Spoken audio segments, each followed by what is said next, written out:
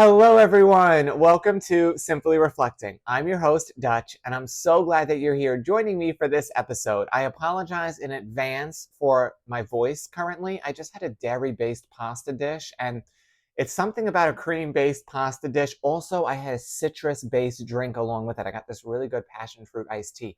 You put those two things together, and I get some, this is way too much information, but I get phlegm in my throat, okay? My throat gets a little phlegmy, or like, so anyway, I apologize in advance for sounding like your 97-year-old grandmother. I really do sound like a 97-year-old grandmother, not even just my voice.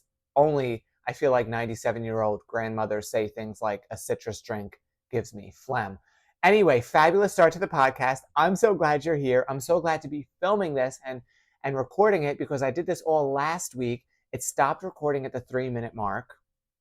I said, okay, it's okay. I persevere. I can do this. I redid it again, checked again the second time I recorded, right? Like I filmed the whole podcast, checked again to make sure the second time I was recording, I stopped at 3 minutes to make sure it was still recording. It was, and it stopped recording at 4 minutes and 12 seconds after I once again filmed the whole thing. So after that, I could not persevere again. I said I need to step away. So I did, and we're back. And I will be checking regularly to make sure this is recording and probably also to hydrate so I don't sound like Flemalina. Anyway, I'm so glad you're here. This week, we are going to be talking about something that has become kind of relevant this week, but I was talking about last week, but now I'm like, okay, we could bring it back and incorporate some stuff. The topic I wanted to talk about was the ins and outs of being an influencer, which is something that I've thought about making an episode for a while. And I was going to just make an episode about being an influencer, but that seemed way too broad. So I narrowed it down to ins and outs. And this week on TikTok, there was a lot of discourse around what influencers should and shouldn't be required to post. And I made a TikTok with my opinion on it. And we'll get a little bit into my opinion. But if you want to know my opinion, you can go watch the TikTok. But that's what we're going to be focusing on. Wow. Ins and outs of being an influencer. And of course, we're going to do highs and lows and all of that. So I'm so glad you're here. I said that 10 times, just like your 97-year-old grandmother would. And let's get into this week's episode.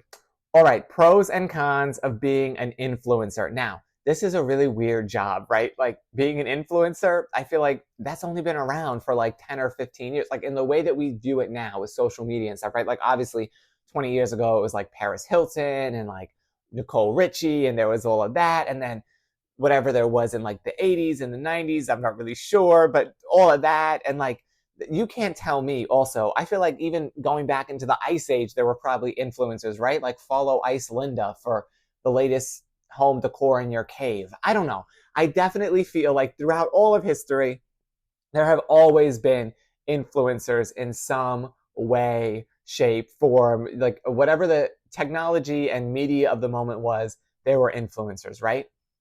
That being said, being an influencer today is a really interesting, crazy job because basically you have a phone and a data plan. You can become a content creator, right? You can post on YouTube. You can film on, TikTok. You can post to Instagram. You can live stream. You can do all these different things. And that, I would say, is my first pro of content creation or being an influencer is the equitability aspect, right? When it comes to creating content, if you have a phone and a data plan, you can post, right? Or access to Wi-Fi or something like that. You can make content and post, right? And that I don't think has existed in this way ever before, right? Like I feel like 50 years ago, you wanted a TV show, you had to be like with a major network or something. And now you can get on YouTube and start a whole show. Like think about people like, Miss Rachel, right? If you had like kids, like I think I'm 99% sure she started on YouTube and now she's like huge. Or like Blippi. I know these are like very kid oriented thing, teacher, pre-K, the whole thing. But like these are people who now like you go in the store and it's like Blippi toys and stuff. And this is somebody who started with a YouTube channel, I think. Don't quote me on that, but I'm pretty sure, right? So that is insane. Now, that being said, a very specific and true con that is very closely tied to that pro of equitability is that all of the structures of oppression that exist out in the world still exist on social media, are very much prevalent. So any privilege that you hold in the world that helps you, get ahead, that is a privilege, still translates to social media. So if you have money, or you're white, or you're thin, or you are straight, or cis, or any of those things, right? That still comes into play on social media. And the way it comes into play is just like it does in the real world. You make more money, you get more interaction, you people are more willing to follow you, people are all of these things, right? And you could argue that that's not true, or on and da da da, but statistically it is. People, creators of color or black creators, will get less money for a brand deal than a white creator. That is literally, that they have done studies on it. I sound like my mother. They've done studies, but they have, there is real data that shows they've had this creator and this creator, and you compare, they have the same amount of following, the same engagement, and a white creator will make more, right? Just like in the real world, social media is a part of the real world, but you get what I'm trying to say, right? Like, it's sometimes I think we think digital media and social media is separate from the constructs that exist outside of the world, because there is that added level of equitability in terms of, if you have a phone and a camera, or you can record, right? Access to data, you can record. It still is very much prevalent and still very much there. Another pro of social media that is closely tied to the equitability aspect of things is that you can make money from it. Once you reach a certain point, you can get an income from it. And honestly, I don't think you even need a large platform anymore necessarily to make money. I'm not 100% sure, because full transparency, I didn't make money until I had a larger platform. I know there are smaller, creators with smaller followings who totally make money and make good money. And I see these videos, I'm like, oh my God, you're killing it. You're making that money. That was not the case for me. I didn't start making money until I had at least probably 500,000 followers. So once you get once you either figure out how to do it or reach a certain point, you can start to make money through brand deals or sponsorships or things like that. Con of that is very much, again, I keep saying this, but tied back to what we were just talking about, it is so much easier to get to that point and to start making money if you have money to begin with, okay? If somebody has generational wealth, or a partner covering expenses for them, or any type of thing where they can go into this work full time and they're not still having to work a job alongside it, so much easier. And I say this as somebody who had to work a job alongside it, right? Like, I still have my union job, clock in, clock out, public school teacher, pay my union dues. I'm very proud of it, right? And it is hard to build a platform and come home after working and navigating all of that. And then, is it the hardest thing in the world? No. But it is more challenging. For example, if I wake up on a Saturday and I have my Saturday free, it's like, oh, I can make content today. Or if I have a day where I'm able to dedicate to content, it is a lot easier than on a day where I go to school and I teach and I come home and I'm doing all the things that you have to do, just activities of daily living, like cooking and showering and getting the mail or whatever it is, right? And then you got to make videos or edit videos, and again, is it the hardest thing in the world? No, but it is certainly a factor. And if you don't have to worry about holding down a job or covering expenses or taking care of a family or, paying your rent, things like that, it can be easier to build your following because you can dedicate more time to it. Also, a lot of times people who are in those situations will have access to more aesthetic things. And a lot of social media can be aspirational. A lot of social media, this is a pro, can be relatable, right? So much of social media is about relating with people. And a lot of times aspirational, wealthy people and their settings don't necessarily seem relatable. And a lot of social media is aspirational. People like to see a pretty marble kitchen countertop, not linoleum. People like to see a gorgeous stove, not a white appliance, which, by the way, I just want to throw out there. I love a white appliance. I'm a proud white appliance owner. I have a white dishwasher, a white fridge, and a white stove. And I think they are easier to maintain than stainless steel. Now, that being said, somebody wants to get me one of those really pretty lacquered enamel stoves. I don't even have the room for it. You know the ones I'm talking about. They're like in French kitchens and stuff. I love those. They're so pretty. I would take one. But I think the hate on a white appliance is a little overrated. Anyways, that was a side ramble note thing. But so those are definitely some intricately tied pros and cons, right? The equitability, the structures of oppression, the fact that you can make an income and not in some shady way on your phone, right? It's not like somebody from your senior class in high school is DMing you talking about want to make $300 on your phone, and it's like some shady thing, right? Like, it is a legit way. And tying back to the equitability, structures of oppression, all that, it is so much easier to build your following if you can dedicate all of your time and energy to it. And if you have aesthetic settings, people definitely like that. And sadly, it can help. So those are sort of base level pros and cons. All right, my next pro, getting to do really cool things, right? Like being on social media, you can do some really cool things. You get to collaborate with really cool people. You get invited sometimes to really cool events. Now, full disclosure, I am not an invited to the event girly. Usually, I've got invited to some really cool things, right? Like I got to go sit in the audience of the Drew Barrymore show. I got to go. I've gone to like a couple, not like movie premieres, but like movie screenings, like before they've come out. That's always really cool. Just like certain events like that. And I get invited to some events. Like I got invited to a USERN event that's coming up, but it's during the day. And that's sort of a con is I work, I'm teaching at when the USERN event is. So I don't often get to go to a lot of the events because they happen during the day. So that's hard. Also, I sometimes don't go to the events because I get really nervous about going. And I'm nervous about going to events, and I'm a nervous person. Hello, we all know that. That's pretty obvious, but I get nervous. And also, just from like a COVID safety standpoint, like I'm still very COVID conscious. If you watch my TikToks, I still wear my mask, all of that. And a lot of these events are like dinners or like indoor parties and things like that. And I just don't really do stuff like that. I mean, I could always go and wear my mask, and maybe I should just go to more events. But again, A, I get nervous, but B, most of them I can't go to because they happen during the day. That was really long-winded, and you probably didn't need to know all of that.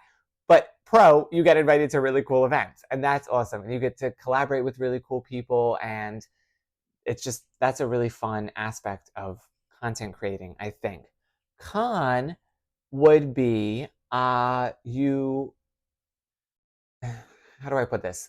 You interact with a lot of people and you are perceived by a lot of people, and that can definitely be a con sometimes, right? Like once you start building your platform and you continue to gain followers, you definitely are perceived a lot. There are a lot of people who have opinions on you, and people form opinions on you based on 10 seconds of a video, and they have a whole narrative lined up, right? They just everything. And you have to get really comfortable with the idea that a lot of people are going to have narratives about you and they might not be true.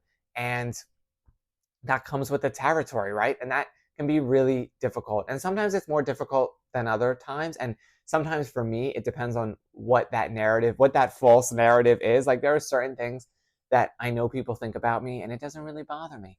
And then there are other things that people think about me that I'm like, no, I'm like clawing. I'm so mad. Uh, so you definitely have to work through that.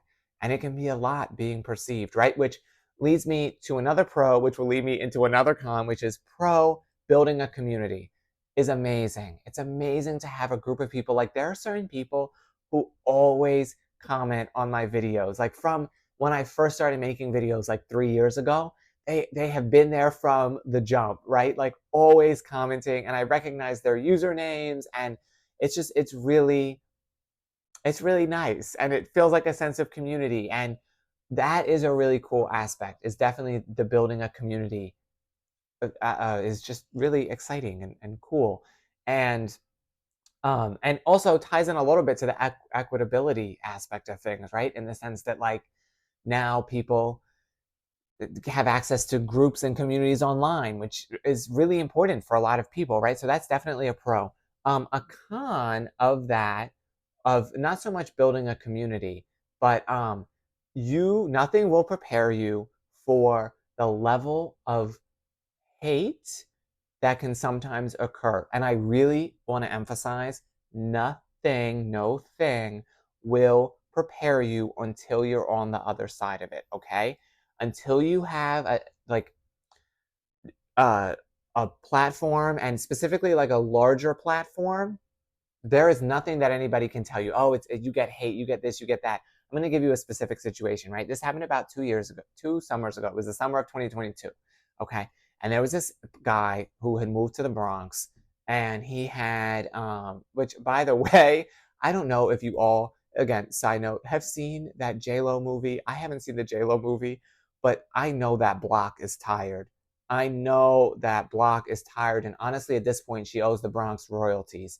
Anyway, I really hope she pays the Bronx because they are tired too of always hearing her talk about that. Anyway, this guy had moved to the Bronx and was talking all types of derogatory stuff about the Bronx. He was making really inflammatory videos, one of which was like he was complaining about a deli. Well, he was calling it a bodega. I always called it a deli growing up, which, side note, I feel like that is always like an identifier. Is some people, I feel like it is all, I keep giving you side notes, but I feel like a lot of times people who move to New York call it a bodega. Definitely there are people that live here that call it a bodega, but I know a lot of people from here who call it a deli or a corner store.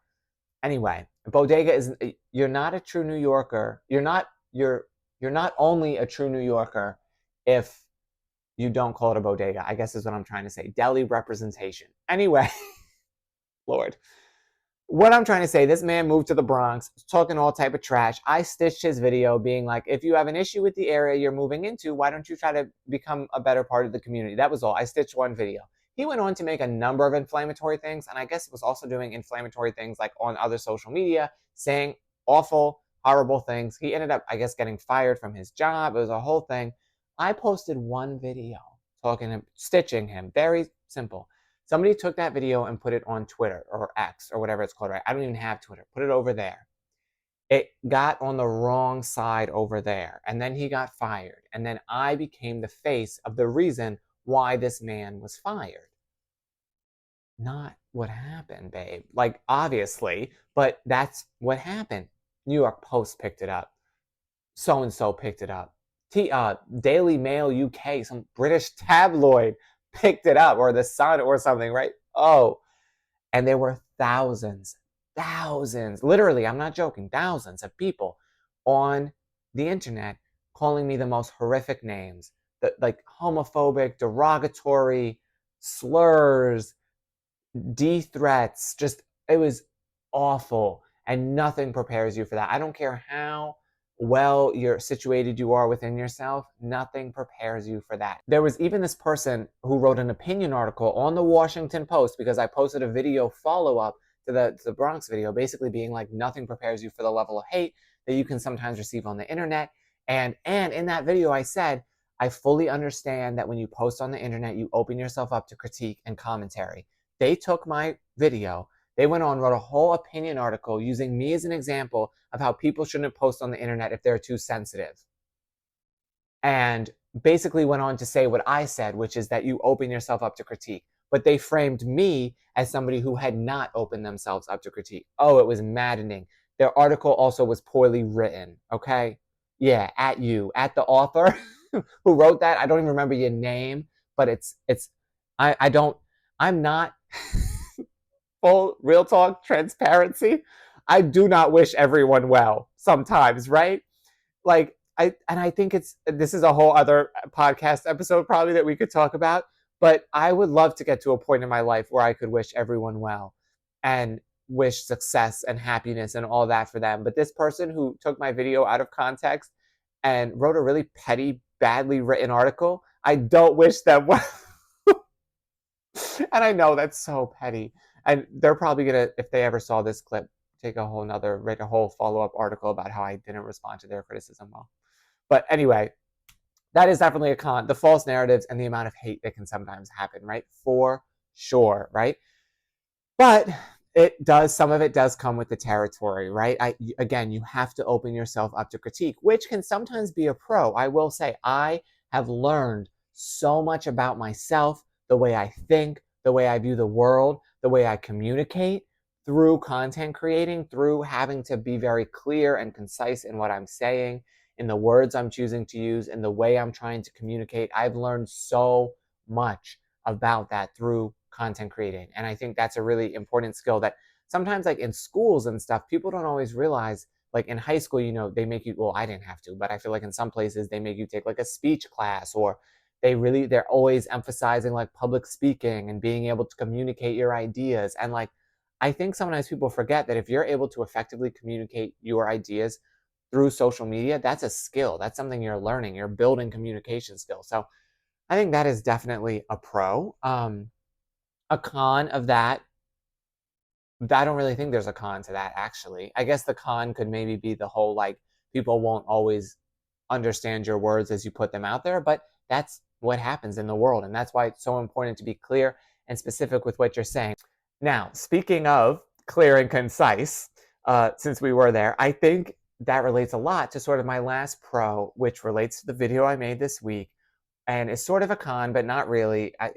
It all came together in my mind right now, the clear and concise, which is you have a responsibility to be clear and concise, right? That is not really a con, but it is important, right? Like you have to use your words clearly and carefully on social media, as you should. As you should use your words clearly and carefully wherever you move through the world, right? Your words have power, whether you have followers or not.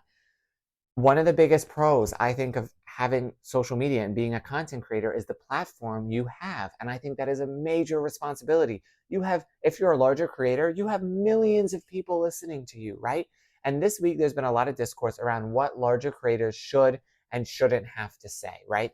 Again, this idea of like shouldn't have to, is not really what I was going for, right? I made a video basically being like, if you have a platform, why wouldn't you talk about these things? That's more my thing. A lot of people, I got a lot of pushback. A lot of people in my comments yelling at me that I can't tell people what to say. I shouldn't be bullying people into what they should say. I don't want to hear from a beauty influencer their thoughts on current events. They don't know anything. We need to stop. You're so entitled. I got a lot of that. You're so entitled. You're so full of yourself. I mean, people were really, in a way I wasn't fully expecting, angry about the idea that I think if you have a large platform, you should use it for good. Now, my biggest question here is why wouldn't you want to, right? Why wouldn't you want to share about things going on in the world that you're learning about? I know why some people don't. They're worried about getting canceled. They feel like they're not an expert. That was a big thing. I'm not educated. I'm not an expert. You can share people who are experts. You can share resources that you're using to learn. Like, I'm not saying people got to come on here and PhD dissertation, current events and topics, right? Not at all. But we have access to an immense amount of information and we can share information with each other. I don't know. Basically, I know that I'm sure there are people listening to this podcast who disagree with me on this, but I think if you have a platform, why wouldn't you? Why wouldn't you? It's not hard. There are so many other things in life that are challenging, and I I think it's really interesting the pushback I got. And I think a lot of it comes down to how I view myself and the world, right? Like to me, we're all responsible for each other, whether you live on my block or you live 2,000 miles away. We are responsible for each other. And one of the ways we're responsible for each other is the role we play in our community. So, for example, if the role you play is content creator, one of your responsibilities, one of the things you have to be responsible with is your platform. And I think one way to do that is to talk about the issues affecting the people in your community. And you might not think that somebody experiencing a genocide 2,000 miles away from you is part of your community, but they are. They are. We're all part of each other's communities. Let me not go off too much on this, but I hope I'm being clear and concise. And I feel like I'm not being clear and concise with my words when I come to this because there's a lot of pushback on it. And I see it, and I still stand where I stand, which is if you have a platform, use it for good and use it to share. And again, if you don't feel educated, share other experts, share other words, share, like, that's what I think. And you can think that people aren't required to talk about things, but this is where I'm at with it. So anyway, all of that was an extremely long-winded way to say, oh my God, thank you for staying with me. That I think one of the most amazing things about being an influencer is having a platform and being able to use it for good. And I've seen it in my own life, right? For example, with affordable housing, I don't make a ton, but I do make videos about affordable housing. And I've had people, a good amount of people in my comments, like, I had no idea about this. I had a totally different idea of what affordable housing looked like. I had so many misconceptions. Like, that's amazing. That is the power. So for all those people who say an influencer can't do anything, doesn't no impact, it does. It does. At the end of the day, it does. And that is why I think it's not wrong to hold influencers accountable and why it's not wrong to hold each other accountable, influencer or not. This idea that it is only the powers that be that we should hold accountable, I think, is whack, because at the end of the day, those politicians aren't doing nothing for us. So we should, yes, hold them accountable 100%. I'm not saying that, but we should be holding each other accountable too. So anyway, I am forever grateful for this job, for this journey. There are a lot of cons, but there are way more pros, and it's been an incredible blessing to be able to go on this journey, one I never thought I'd be doing. And I hope you enjoyed sort of some of the pros and cons of what it's like being an influencer. Right, highs and lows. Oh my goodness, I am really excited about my high for this week. I ran my half marathon. I did it. I got through it. I finished. I was a little, I'm not exactly a speedy runner. I am a run walk girly, proudly and strongly. I finished, I think, like 2,500 out of 2,523 in my age group and category, but I finished under 3 hours, which was my goal. I finished in 2 hours, 52 minutes, and 34 seconds. And I am really proud of that. And I didn't really have a goal of finishing under 3 hours, but once I was getting close to the finish line and I was still under 3 hours, I was like, oh, maybe I can do this in under 3 hours. And yeah, it was a really cool experience. I got to see one of my oldest friends, Lucy. Shout out Lucy, I love you. Who I grew up with. I went to NISA, which was this like state-funded dance camp run publicly by New York State. Amazing program, and like they covered everything. They had scholarships, and it's run by the most amazing teachers. And I could go on, and I should probably do a whole episode about it because everything. She was on the course, and then my family was on the course, and there are all these people cheering in New York, and you get to run through New York, and it's just a really amazing experience. And it was something I never thought I would do. I never thought I would run a half marathon. What are you talking about? A half marathon? You're out of your mind, right? When I tell you I am not a distance runner, in high school I ran track, right? I think I might have talked about this before, but I ran the mile. I got put on the mile, right? I came in 133 out of 135 or something like that out of the whole city, right? Then they put me on the 800 meter, right, which is half a mile. I veered off the track. Then they put me on the 400, and I was good at the 400. I came in 15th in the city at the end, at the final track meet my senior year. Which is, I thought, pretty solid, right? And so the 400 sprinting, definitely more my jam, what I like. I liked going fast. I'm not really, like, I don't really have the build of a long distance runner. I feel like they tend to be like very, like, I don't want to say bony. That's horrible. And long distance runners come in all shapes and sizes. And this is me actively working to debunk my own stereotypes about body image. And I'm realizing that. Wow. All right. Sorry. I'm not sorry, but that is something I'm actively doing. I have in my mind a vision of what somebody who runs long distance should look like. And let's smash the patriarchy and get rid of that. So that just happened in real time. Anyway, what I was trying to say, though, is that traditionally I liked running short distances, and I still prefer running short distances, but there aren't really like regular track meets and things like that, right? It's much more common to have a half marathon or a 5K or something like that. So I'm really excited that I did it. The thing that I'm most excited about in regard to it is A, that I finished, but B, I was casual. I was casual about this whole thing. Like, yes, I was intentional in like my training. I had a training plan, a little printout thing that I follow. Shout out Hal Higdon. I think that's how you say his name. He has like a free plan. I followed that.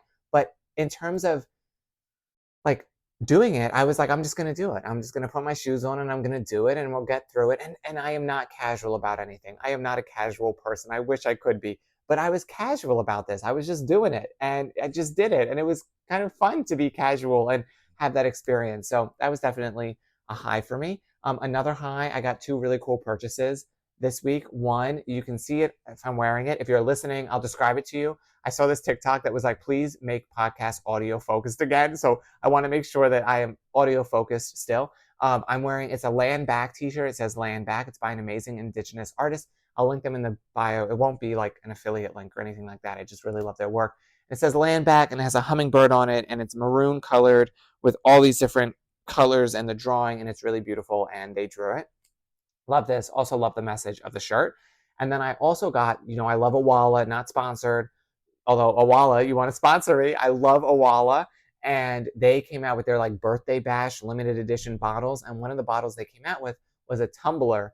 And it is a 90s themed, it looks like the Solo cup from the 90s, the white with like the blue and the purple stripes kind of on it, like graffiti stripes on it. So they came out with a Tumblr version of that. I'm very excited. This is what it looks like if you're watching. And to my mother, if you're listening, I'm so sorry. My mom forgot it was the birthday bash drop. She didn't get the notification to go order.